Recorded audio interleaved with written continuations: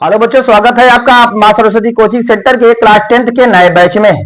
तो पिछली वीडियो में हम आप लोगों को जो है क्लास 10th के मैथ का सिलेबस के बारे में पूरा बता चुके थे। हम आपको जो है सिलेबस में बताए थे कि आपको क्लास 10th के मैथ में कुल कितने चैप्टर पढ़ने हैं और प्रत्येक चैप्टर के अंतर्गत आपको क्या क्या पढ़ना है। जैसा कि आप जानते हैं क्लास 10th के मैथ में आपको टोटल जो है 14 जो है चैप्टर पढ़ने हैं। और पहला चैप्टर था आपका वास्तविक संख्याएं। पहला चैप्टर था वास्तविक संख्याएं।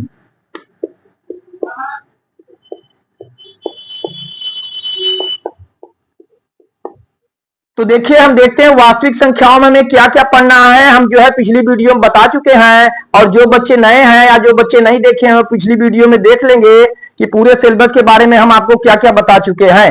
तो देखिए, जैसा कि हम बताए थे वास्तविक संख्याओं के बारे में, तो वास्तविक संख्याओं के में आपको क्या क्या पढ़ना है। आप देखेंगे हमें जो भी संख्याएं दी रहेंगी उसे जो है अभाज्य गुणनखंड के गुणनफल के रूप में लिखना है। और क्या याद करना है हमें, जो है इसमें आपको म स और जो है ल स सीखना है। म स और ल स की जानकारी प्राप्त करनी है। और आपको दिया रहेगा √2, √3, √5 इत्यादि। हमें यह सिद्ध करना है कि यह एक अपरिमेय संख्या है। अर्थात वास्तविक संख्याओं के अंतर्गत हमें जो है अभाज्य गुणनखंड,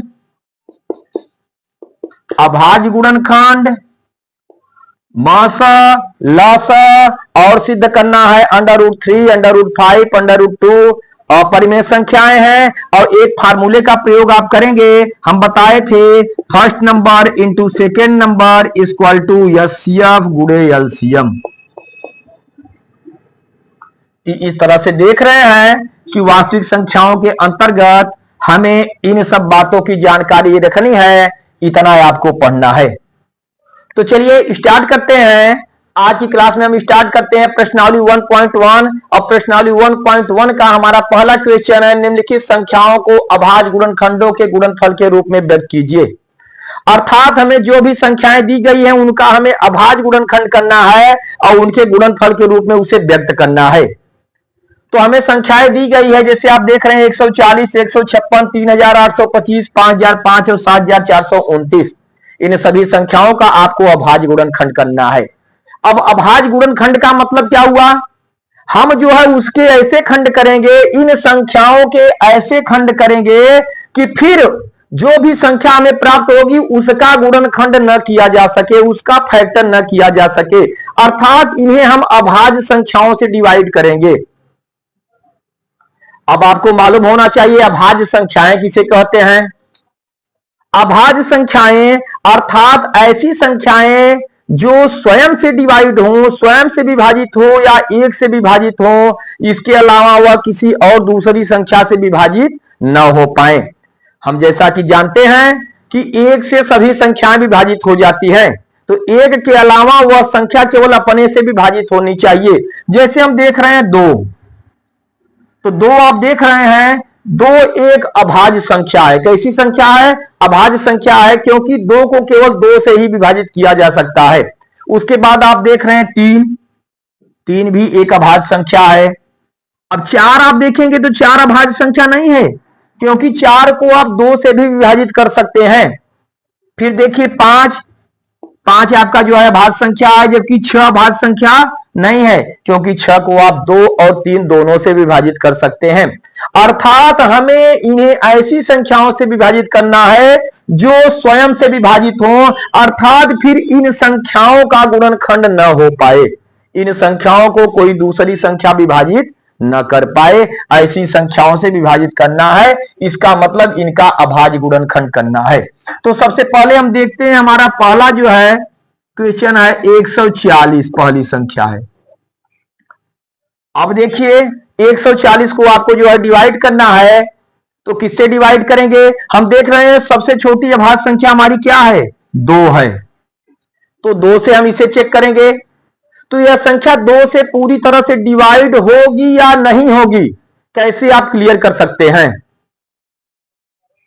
या तो आप जो है इसमें पूरा पूरा भाग दें, उसके बाद चेक करें कि डिवाइड हो रहा है कि नहीं हो रहा है। तो उसके पहले जो है उससे आपका ज्यादा समय नुकसान होगा, तो आपको मालूम होना चाहिए जिन संख्याओं के इकाई का अंक 0, 2, 4, 6 और 8, 0, 2, 4, 6, 8 हो, वह संख्या 2 से पूरी तरह से विभाजित हो जाएगी। इस तरह से हम संख्याओं को देख कर ही बता सकते हैं कि यह संख्या 2 से पूरी तरह से विभाजित होगी, अन्यथा नहीं होगी। हम देख रहे हैं 140 की इकाई का अंक 0 है, इसलिए यह संख्या 2 से पूरी तरह से विभाजित हो जाएगी। तो हम 2 से इसे विभाजित करते हैं, एक में भाग नहीं जाएगा, पूरा पूरा हम संख्या लेंगे 14, तो 2 सते 14, 7 बार में 2 सते 14, 0 बचा, 0 हम यहाँ पे उतार दिए, अर्थात हमें 70 प्राप्त हुआ। फिर 70 किससे विभाजित होगा? अब आप जो है तुरंत देख कर ही बता सकते हैं कि 70 2 से विभाजित होगा। क्यों? क्योंकि 70 की इकाई का अंक क्या है? 0 है।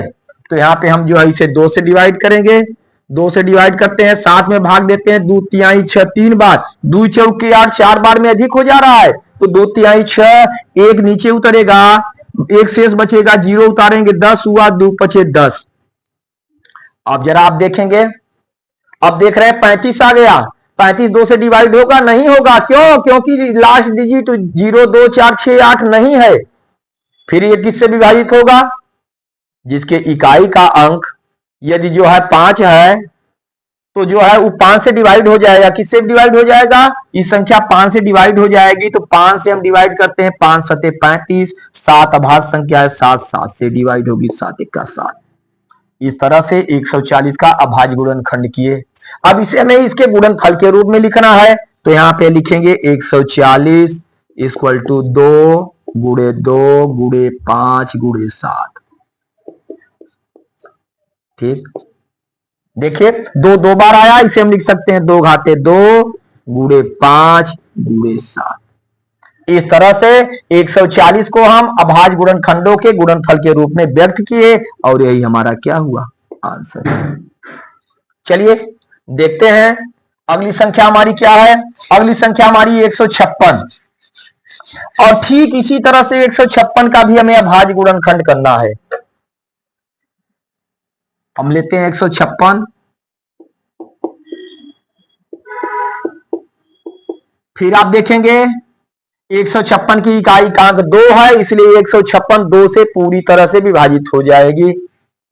2 से डिवाइड हम करते हैं, तो 2 सते 14, 7 बार में एक शेष बचा, 6 उतारते हैं, 16 हो गया, तो क्या हो गया? 2 अठे 16। फिर इसके इकाई का अंक क्या है? इकाई का अंक कितना है? 8 है, इसलिए यह संख्या किससे विभाजित होगी? 2 से विभाजित होगी। 2 तिहाई 6, शेष 1 बचा, 8 उतारे 2 9 18। अब लास्ट का इसका अंक हमारा आया इकाई का अंक 9। ठीक, यह संख्या किससे विभाजित होगी? 3 से विभाजित होगी। 3 1 का 3 और 3 3 का 9, 13। 13 किससे विभाजित होगा भाई? 13 एक अभाज्य संख्या है, यह केवल 13 से ही विभाजित हो सकती है, तो 13 को 13 से हम डिवाइड करें, 13 1 का 13। चलिए अब हम इसे लिखते हैं 156 इक्वल टू 2 गुणे 2 गुणे 3 गुणे 13। फिर देख रहे हैं 2 2 बार है, इसलिए हम इसे लिख सकते हैं 2 घाते 2 गुणे 3 गुणे 13, और यही हमारा क्या हुआ? आंसर हुआ।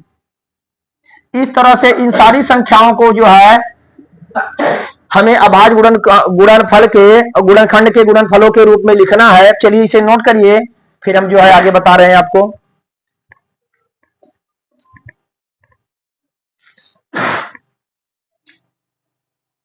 तो आइए बच्चों आगे देखते हैं। अब तीसरी हमारी संख्या है 3825, और 3825 का भी हमें सबसे पहले अभाज्य गुणनखंड करना है। तो देखते हैं 3825 किससे डिवाइड होगा। अब आप देखेंगे 3825 के इकाई का अंक 5 है, इसलिए यह संख्या जो है 2 से डिवाइड नहीं हो पाएगी। फिर जो है हम देखते हैं इसे किससे विभाजित करेंगे। हम देख रहे हैं यदि इसके अंकों का योग, यदि संख्याओं के अंकों का योग जो है 3 से पूरी तरह से विभाजित हो जाए, तो संख्या 3 से डिवाइड हो जाएगी। हम अंकों का योग करते हैं, हमारा इसमें अंक है 3 8 2 5, इन्हें जोड़ते हैं 3 8 11 2 13 13 5 18 और 18 3 से क्या हो जाएगा, 3 से पूरी तरह से डिवाइड हो जाएगा, 3 छक 18। इसका मतलब यह संख्या 3 से पूरी तरह से क्या हो जाएगी, विभाजित हो जाएगी। तो चलिए 3 से हम विभाजित करते हैं, 3 एक्का 3, फिर आगे देखिए 8 है तो 3 दूना 6, कितना बचा, 2 बचा, 2 उतारते हैं ऊपर से 22 हो गया, 3 सते 21, 1 बचा, 5 उतारेंगे 3 पचे 15। कितना हमें प्राप्त हुआ, 1275। 1275 फिर 3 से विभाजित हो जाएगा, 3 से हम डिवाइड करते हैं, 3 चौक 12, फिर देखिए 7 में देंगे, 3 दूना 6, 1 बचा, 3 पचे 15, कितना आ गया 425। 425 के अंकों का योग हम देखेंगे, 4 2 6 5 11, और 11 3 से डिवाइड नहीं हो पाएगा। जब 11 3 से डिवाइड नहीं होगा अर्थात 425 3 से विभाजित नहीं होगा, तो हम किससे चेक करेंगे, 5 से। देखिए इसके इकाई का अंक 5 है, इसलिए यह 5 से विभाजित हो जाएगा, 5 8 40, 2 बचा, 5 पचे 25, 85 आ गया, और 85 भी 5 से विभाजित हो जाएगा, 5 से विभाजित करेंगे हम, 5 एक्का 5, 3 बचा, क्या हो गया 35, 5 सते 35, 17 प्राप्त हुआ। 17 किससे विभाजित होगा, 17 ये एक अभाज्य संख्या है, इसलिए जो है 17 से ही विभाजित होगा, तो हम यहाँ पे लिखते हैं 17, 17 एक्का 17। ठीक, चलिए तो हम लिखते हैं 3825 इक्वल टू 3 गुणे 3 गुणे 5 गुणे 5 गुणे 17। चलिए तो इसे हम लिख सकते हैं 3 घाते 2 गुणे 5, 2 बार आया है, 5 घाते 2 गुणे क्या आया 17। इस तरह से 3825 का हम अभाज्य गुणनखंड किए, और यही हमारा क्या है, आंसर है। अब इसके बाद अगली संख्या हम देखते हैं, अगली संख्या हमारी है 5005।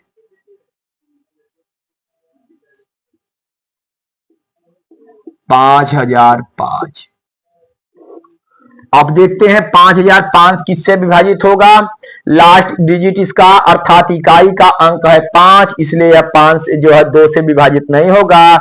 अंकों का योग करते हैं तो 5 5 10 हो गया, यह 3 से भी विभाजित नहीं होगा, यह संख्या विभाजित होगी किससे, 5 से, तो इसे हम 5 से विभाजित करते हैं। 5 का भाग देंगे, 5 एक्का 5, 0 यहां बचा 0 उतार लीजिए, फिर 0 बचा 0 उतार लीजिए, फिर 5 एक्का 5, कितना आ गया 1001। 1001 को किससे विभाजित करेंगे, आप जरा ध्यान देंगे, 5 से विभाजित नहीं हो पाएगा, 2 से भी नहीं होगा, 3 से भी विभाजित नहीं हो पाएगा।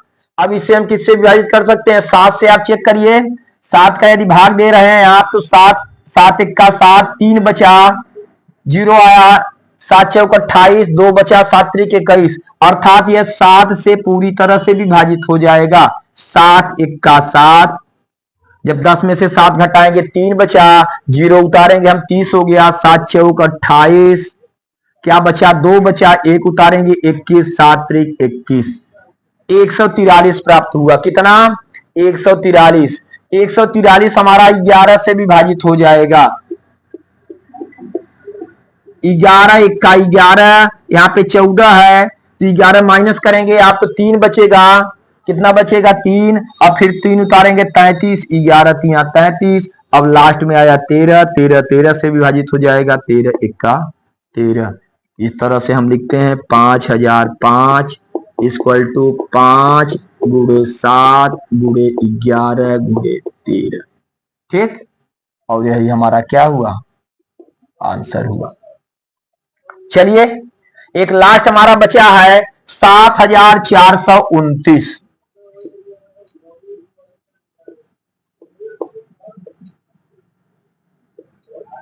7429, और 7429 आप देखेंगे किससे विभाजित होगा, लास्ट वाला अंक 9, इसलिए 2 से नहीं कट पाएगा भाई। फिर 7 4 11 2 13, 13 9 22 हो गया, 3 से 3 के पहाड़े में आ ही नहीं रहा है 22, इसलिए जो है 3 से विभाजित नहीं होगा। फिर आप देखते हैं 5 से तो होगा ही नहीं, 7 से भी नहीं कट पा रहा है, 7 1 7, मान लीजिए 0 करके जो 4 उतारेंगे नहीं आया, 0 7 6 42, लास्ट में 9 बच जा रहा है। 7 से भी नहीं कट रहा है, 9 से डिवाइड ही नहीं होगा क्योंकि अंकों का योग 22 है। 9 दी 11 4 15 7 22, 9 से विभाजित हो ही नहीं रहा है, इसलिए वह संख्या 9 से नहीं विभाजित होगी। तो इस तरह से हम देखते हैं। 11 से भी आप देख लीजिए, तो 11 छक्का 66, 8 74, 11 सते 77, फिर 11 से भी विभाजित नहीं हो पा रहा है। तो हम देख रहे हैं यह संख्या जो है 17 से डिवाइड होगी। किससे डिवाइड होगी? 17 से। और 17 का भाग देखिए आप चेक करेंगे, 7429 में आप 17 का भाग देंगे। 17 चौका 68, 14, 14 में से 8 गए 6, यहां कट गया 2 का, ठीक ना। 17 तिया 51, 2 में से 1 गया 1, 6 में से 5 गया 1, 9 उतारे, 17 सत्ते 119 होगा, ठीक। अर्थात 17 से विभाजित करने पर में 437 प्राप्त हो रहा है। कितना प्राप्त हुआ? 437 प्राप्त हुआ, ठीक। इस तरह से थोड़ा सा बड़ी संख्या आएगी तो आप चेक कर लेंगे। अब 437 देखिए किससे विभाजित होगा। अब 17 से बड़ी संख्या हम देखेंगे क्योंकि 17 से विभाजित हो गया। अगर 17 से इसे हम कर रहे हैं तो 17 दूना 34, जरा ध्यान देंगे 437 को 17 से आप देखेंगे, 17 दूना 34, एक उधार लिया 13, 13 में से 4 गए 9, एक कट गया 7।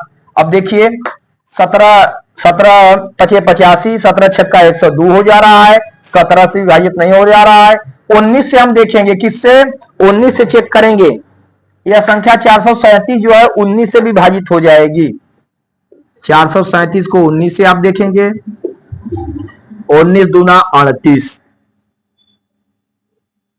घटाएंगे, एक उधार लिया 13 में से 8 गए 5, 7 उतारे 19, 3 57, किससे विभाजित हो गया? 19 से विभाजित हुआ कितनी बार में? 23 बार में।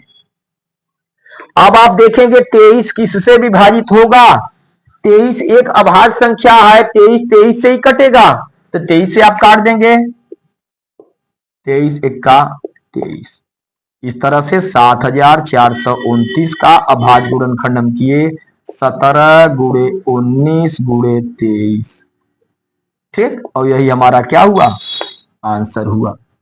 इस तरह से जो है जो भी संख्याएं आपको दी गई होगी उसे जो है अभाज्य गुणनखंड करेंगे और फिर उसे आप जो है इसको जो है गुणनफल के रूप में इस तरह से व्यक्त करेंगे। चलिए पहला क्वेश्चन कंप्लीट हुआ, इसे नोट करिए, फिर देखते हैं अगला क्वेश्चन। तो आइए देखते हैं अगला क्वेश्चन। क्वेश्चन नंबर 2 हमारा है, पूर्णांकों के निम्नलिखित युग्मों के एचसीएफ और एलसीएम ज्ञात कीजिए तथा इसकी जांच कीजिए कि दो संख्याओं का गुणनफल बराबर एचसीएफ गुणे एलसीएम। देखिए यहाँ पे हमें जो है संख्याओं का एक युग्म दिया हुआ है, अर्थात दो संख्याएं दी गई हैं और क्वेश्चन में कहा गया है कि इनका एचसीएफ ज्ञात कीजिए और एलसीएम ज्ञात कीजिए, ठीक ना। एचसीएफ अर्थात जो है हाईएस्ट कॉमन फैक्टर, ठीक ना।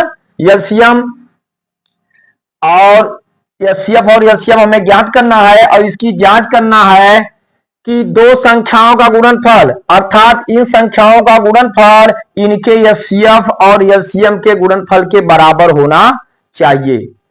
तो देखिए पहला हमारा है, पहली संख्या है 26 और 91। क्या है? 26 और 91।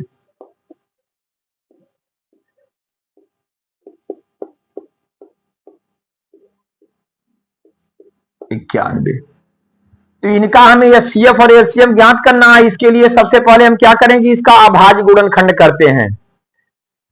जिस तरह से अभी पहले क्वेश्चन में आप अभाज्य गुणनखंड किए तो 26 का अभाज्य गुणनखंड करेंगे आप तो 26 देखिए 2 से विभाजित हो जाएगा, 2 एक्का 2, फिर 2 तिहाई 6 13 और 13 को 13 से डिवाइड करेंगे, 13 एक्का 13।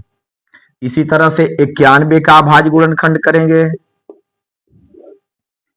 91 जो है 7 से डिवाइड होगा, 7 एक्का 7, यहां बचा 2, 1 उतारे 21 हो गया, 7 त्रिक 21, फिर 13 को 13 से डिवाइड करिए, 13 एक्का 13। अब यहां आप देख रहे हैं 26 बराबर हुआ 2 गुणे 13 और 91 इक्वल टू हम लिख रहे हैं 7 गुणे 13। 26 का हम फैक्टर किए, 26 बराबर 2 गुणे 13 और 91 बराबर 7 गुणे 13।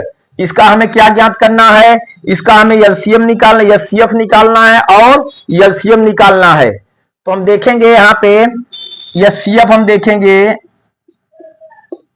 एचसीएफ एचसीएफ कैसे हम ज्ञात करते हैं?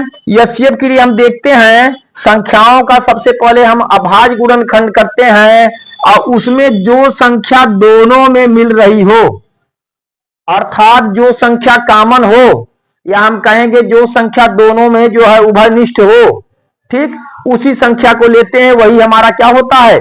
मस कहलाता है, अर्थात एचसीएफ कहलाता है। ठीक, तो हम देखते हैं कि यहाँ पे 26 बराबर 2 गुणे 13 हुआ, 91 बराबर 7 गुणे 13। 13 जो है यह संख्या दोनों में मिल रही है हमारी, इसलिए एचसीएफ हमारा क्या हो गया?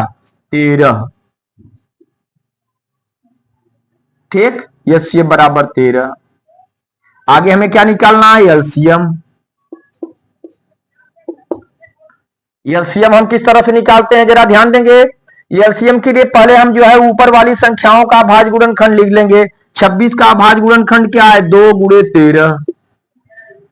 हम 2 गुणे 13 नोट किए। फिर क्या देखेंगे आप नीचे वाले संख्या के अभाज्य गुणनखंड से इसे मैच कराएंगे। जो संख्या एक्स्ट्रा है उसे फिर आप ले लेंगे। इसमें आप देख रहे हैं नीचे 7 गुणे 13 है, 13 तो हमसे मिल रहा है, 13 हमारे पास है, 13 हमारे पास है, 13 लेने की आवश्यकता नहीं है। एक अगली संख्या क्या है? 7, 7 को हम ले लेंगे। फिर से एक बार ध्यान देंगे आप, 26 का अभाज्य गुणनखंड 2 गुणे 13, हम यहाँ पे 2 गुणे 13 नोट किए। फिर नीचे वाली संख्या से मैच करा रहे हैं, तो 7 हमारे पास नहीं है, 7 हम ले लिए और 13 हमारे पास था, 13 लेने की आवश्यकता नहीं है। अब इसका गुणन हम जो है क्या करेंगे? गुणा करेंगे। 13 दूना 26 और 26 में हम 7 का गुणा कर देंगे। 7 छंग 42 की 2, हासिल लगा 4, 7 दूनी 14, 4 18, अर्थात कितना प्राप्त हो गया? 182। इस तरह से हम देख रहे हैं 26 और 91 का एचसीएफ और एलसीएम हमें प्राप्त हुआ। एचसीएफ क्या है? 13 और एलसीएम कितना है? 182। अब हमें क्या ज्ञात करना है? अब हमें इसकी जांच करनी है कि दो संख्याओं का गुणनफल बराबर एचसीएफ गुणे एलसीएम, अर्थात हम इन दोनों संख्याओं का गुणा करेंगे, गुणनफल प्राप्त करेंगे, फिर एचसीएफ और एलसीएम का गुणनफल प्राप्त करेंगे और दोनों आपस में क्या होने चाहिए? बराबर होने चाहिए। चलिए इसे नोट करिए, फिर बता रहे हैं आपको।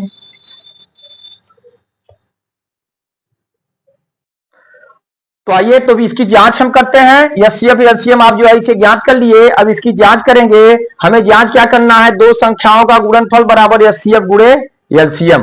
तो देख रहे हैं हमारी पहली संख्या कितनी है? पहली संख्या हमारी है 26, तो हम लिखिए फर्स्ट नंबर इक्वल टू 26, और सेकंड नंबर हमारा की दूसरी संख्या कितनी है? 91। पहली संख्या 26 और दूसरी संख्या क्या है? 91। तो सबसे पहले इन दोनों संख्याओं का गुणनफल हम ज्ञात करेंगे, n1 गुणे n2। तो यहाँ पे हम लिखेंगे 26 गुणे 91, और 26 में आप 91 से गुणा करिए, 91 और 26 का गुणा करेंगे, 6 1 6, 6 9 54, 2 1 2, 2 9 18, 6 4 2 6, 8 5 13, 1 1 2, कितना आ गया? 2366। कितना आया? 2366। इसके बाद हमें क्या ज्ञात करना है? एचसीएफ गुणे एलसीएम। एचसीएफ गुणे एलसीएम, तो एचसीएफ आपका आया था 13, कितना आया था? 13, और एलसीएम आपका आया था 182। एचसीएफ 13 और एलसीएम 182। हम यहाँ पे लिखेंगे एचसीएफ गुणे एलसीएम, एचसीएफ गुणे एलसीएम, दोनों का गुणा करेंगे, 13 गुणे 182, अर्थात 182 में 13 से गुणा करना है। 3 दूना 6, 3 उठे 24 की 4, हासिल लगा 2, 3 1 2, 3 2 5, 1 दूना 2, 1 अट्ठे 8, 1 1 1, जोड़ेंगे 6, 4 2 6, 8 5 13, 1 1 2, कितना आ गया? 2366। इस तरह से हम देख रहे हैं कि पहली संख्या गुणे दूसरी संख्या, इसमें कहा था इसकी जांच कीजिए कि दो संख्याओं का गुणनफल उनके एचसीएफ और एलसीएम के गुणनफल के क्या है, बराबर है। तो हम देखें दो संख्याओं का गुणनफल हम ज्ञात किए कितना है 2366 और एचसीएफ और एलसीएम का गुणनफल किए वो भी कितना आया 2366। इस तरह से हमारे उत्तर की जांच भी हुई। ठीक, तो इस तरह से जो है हमारा क्या हुआ, पहला क्लियर हुआ। इसे आप लोग नोट करिए, फिर देखते हैं इसके आगे। तो आइए देखते हैं अगला क्वेश्चन। इसका अगला है दूसरा, हम देखते हैं 510 और 92। हमें क्या करना है 510 और 92 का जो है एचसीएफ और एलसीएम ज्ञात करना है। फिर हमें इसकी जांच करनी है कि दोनों संख्याओं का गुणनफल और एचसीएफ इंटू एलसीएम। तो देखिए, तो दूसरा हमारा है 510 और 92। चलिए सबसे पहले हम 510 का अभाज्य गुणनखंड करते हैं। 510 हमारा 2 से डिवाइड हो जाएगा क्योंकि इसके इकाई कांक कितना है, 0 है। तो चलिए 2 से हम विभाजित करते हैं। 2 से 510 में भाग देंगे, 2 दूना 4, 2 बार, एक शेष बचा। फिर एक हम ऊपर से उतारते हैं, कितना हो जाएगा 11 हो जाएगा। फिर 2 से आप भाग देंगे, 2 पचे 10, 5 बार में। फिर एक शेष बचा, एक फिर शेष बचा तो ऊपर से 0 उतरा, 0 उतरा तो फिर 10 हुआ, 2 पचे 10, अर्थात 510 को हम 2 से डिवाइड कर दिए तो कितना आ गया 255। चलिए 255 को हम डिवाइड करते हैं। यह जो है किससे विभाजित होगा, देख रहे हैं 3 से हम देख रहे हैं विभाजित हो जाएगा। 3 और 8 24, 8 बार में एक बचा शेष, 5 उतारे 3 पचे 15, हमें 85 प्राप्त हुआ। 85 जो है 5 से विभाजित होगा, अर्थात 85 में 5 से पूरा पूरा भाग चला जाएगा। 5 से विभाजित करते हैं, 5 एक का 5, बचा 3, ऊपर से उतारे 5, 35 हुआ, 5 सते 35, आपका आ गया 17। 17 कैसी संख्या है, 17 एक अभाज्य संख्या है और अभाज्य संख्या है तो यह 17 से ही विभाजित होगी। तो हम लिखते हैं यहाँ पे 17 और 17 एक का 17। इस तरह से हम देख रहे हैं 510 का अभाज्य गुणनखंड किए। दूसरी संख्या हमारी 92, 92 को भी हमें जो है विभाजित करना है। 2 से आप विभाजित करेंगे, 2 चौके 8, बचा शेष 1, ऊपर से उतारते हैं 2, हमारे पास कितना हो गया 12, 2 छंग 12, अर्थात 46 दूना 92। ठीक, 2 से कट गया। अब 46 को भी 2 से हम काट सकते हैं, 2 दूना 4, 2 तिहाई 6, 23 दूना 46। क्लियर, क्लियर है। 23 किससे डिवाइड होगा भाई, 23 से डिवाइड होगा क्योंकि 23 एक अभाज्य संख्या है। 23 को कोई भी दूसरी संख्या विभाजित नहीं कर सकती, ठीक ना, इसलिए जो है 23 से विभाजित होगा। आई बात समझ में। चलिए अब हम ज्ञात करते हैं इसका क्या क्या, एचसीएफ और एलसीएम। तो यहां पे हम लिखेंगे 510 बराबर 2 गुणे 3 गुणे 5 गुणे 17, 2 गुणे 3 गुणे 5 गुणे 17। ठीक, और फिर 92 का क्या हम गुणनखंड किए हैं, अभाज्य गुणनखंड 2 गुणे 2 गुणे 23। ठीक, चलिए हमें निकालना है एचसीएफ और एलसीएम। तो एचसीएफ देखिए किस तरह से निकालते हैं, जो संख्याएं दोनों में हो वही हमारा जो है एचसीएफ होगा। तो आप देख रहे हैं यहाँ पे 2 मैच कर रहा है, केवल 1 2 ही मिल रहा है और कोई संख्या मिल रही है, कोई संख्या नहीं मिल रही, इसलिए एचसीएफ क्या हो गया इसका 2, एचसीएफ हुआ 2। अब हमें निकालना है एलसीएम। एलसीएम के लिए ऊपर की सारी संख्याओं को हम उतार देंगे, 2 गुणे 3 गुणे 5 गुणे 17। क्लियर। अब देखिए नीचे वाले से मिलान कराएंगे, जो संख्याएं उससे एक्स्ट्रा है उसे हम ले लेंगे, इससे जो भी संख्याएं अधिक हैं, हम देख रहे हैं यहाँ पे 2 है हमारे पास, 1 2 था तो 1 2 हम उतार लिए। और 23 यहाँ पे 23 हमारे पास है, 23 नहीं है तो 23 को हम क्या किए उतार लिए। अब इन सभी का हम गुणनफल कर देंगे, यही हमारा क्या होगा एलसीएम होगा। गुणा करिए, 2 तिहाई 6, 6 पचे 30, यहां तक कितना हुआ 30 हुआ। 30 में फिर किसका गुणा करना है, 17 का गुणा करना है। जरा ध्यान दीजिए, 30 गुणे 17, 17 शून्य 0, 17 तिहाई 51, कितना आ गया 510। यहां तक कितना हुआ 510। 510 में फिर 2 से गुणा करिए, कितना हुआ आपका 1020, और 1020 में हमें गुणा करना है 23 से। किससे गुणा करना है? 23 से गुणा करना है। कर दीजिए 23 से। 23 शून्य शून्य, 23 दूना 46 की 6 से लगा 4, 23 शून्य शून्य 4, 23 का 23, अर्थात 23,460 क्या प्राप्त हो रहे हैं? 23,460। तो यहां पे हम इनका गुणनफल लिखेंगे 23,460 और यही हमारा क्या हुआ? एलसीएम आया। अर्थात 510 और 92 का एचसीएफ हमें प्राप्त हुआ 2 और एलसीएम क्या प्राप्त हुआ? 23,460। इसके बाद हमें क्या ज्ञात करनी है? अब हमें जो है दोनों संख्याओं का गुणनफल और एचसीएफ गुणे एलसीएम के बराबर है, यही हमें अब इसकी जांच करनी है। चलिए नोट करिए, फिर देखते हैं हम। चलिए आगे हम देख रहे हैं।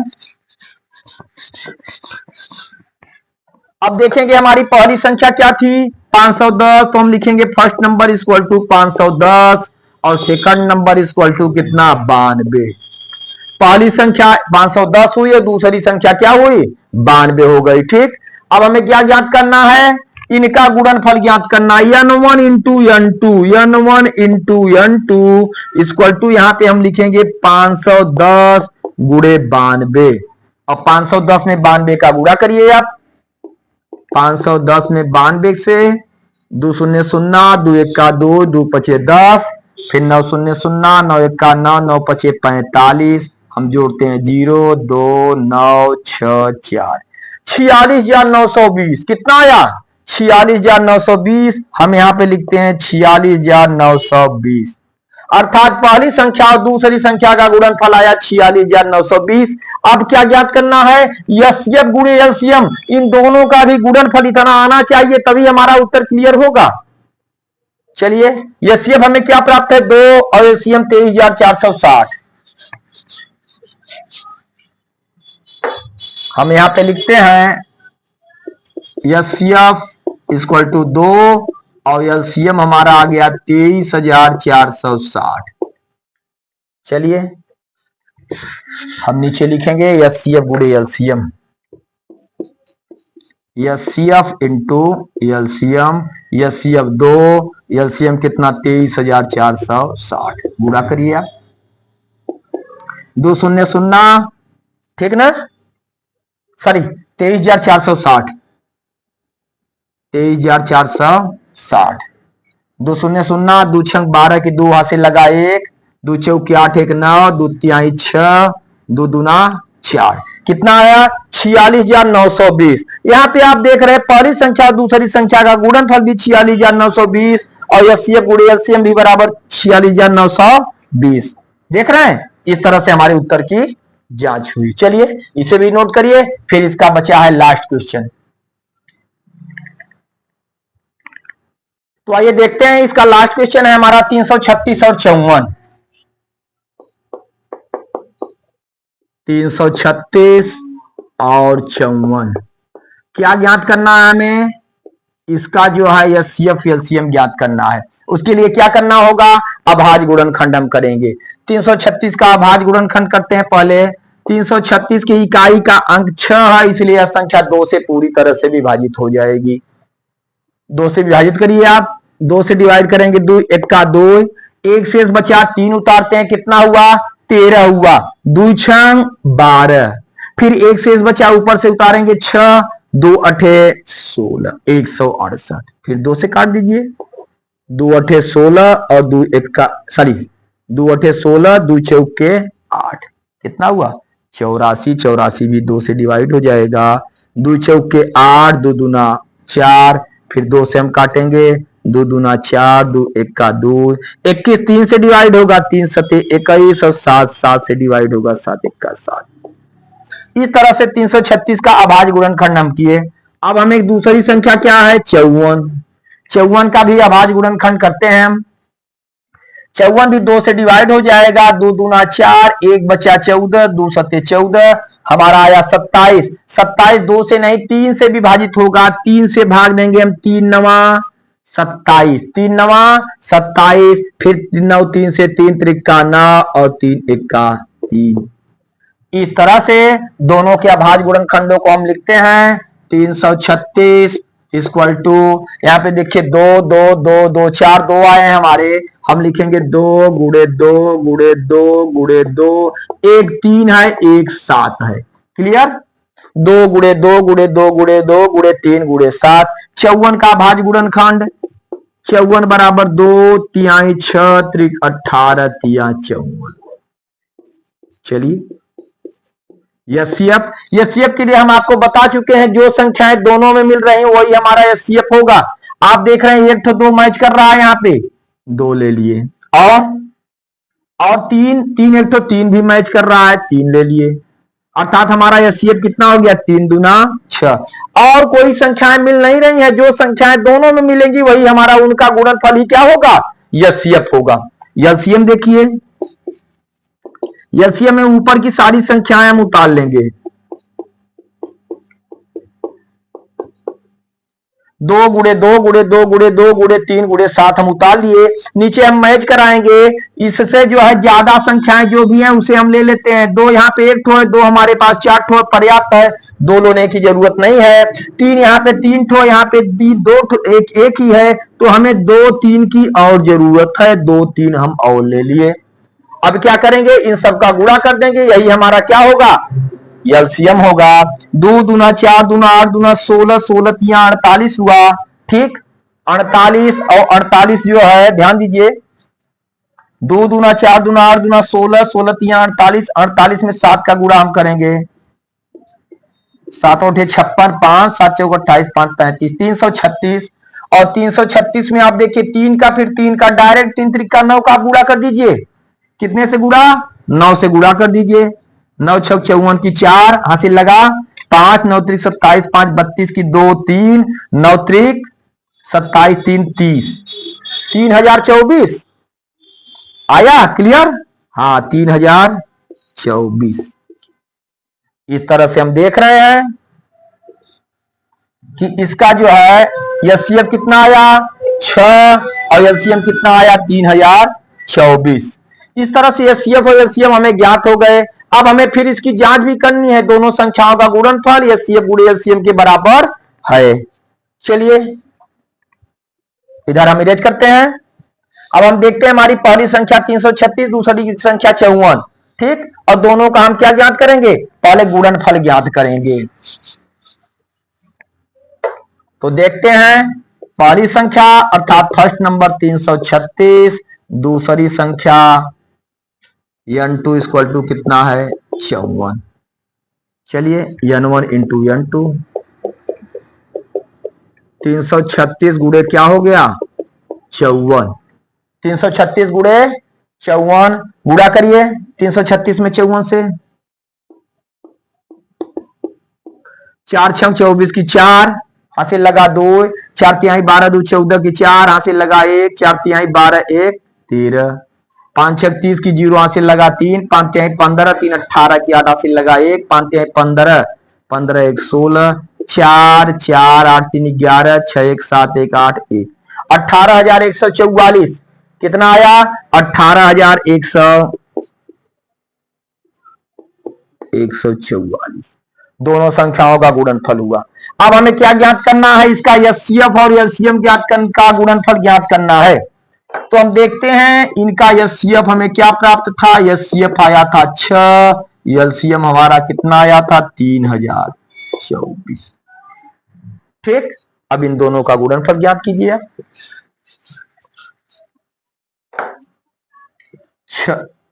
एचसीएफ इंटू एलसीएम 6 गुणे 3024 गुणा करिए, 6 चौके 24 की 4 हासिल लगा 2, ठीक, 6 दूना 12 2 14 4 हासिल लगा 1, 6 0 0 1 6 त्रिक 18, 18,144। यहाँ पे आप देखेंगे दोनों संख्याओं का गुणनफल भी 18,144 और यहाँ पे एचसीएफ गुणे एलसीएम भी 18,144, अर्थात हमारे उत्तर की जांच क्लियर हुए।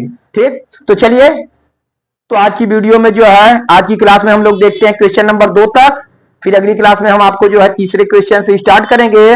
और अगर आपको हमारी जो है वीडियो सही समझ में आए हो और इसमें से क्वेश्चन आपको सही लग रहे हो, सही समझ में आए हो, तो एक लाइक जरूर करिएगा। और जितने भी नए बच्चे देख रहे हैं हमारे वीडियो को जो है हमारे चैनल को सब्सक्राइब कर दें, जिससे उन्हें रोज डेली जो है नोटिफिकेशन मिलती रहे समय पे, और वो जो है लगातार अपना अध्ययन करते रहें। धन्यवाद।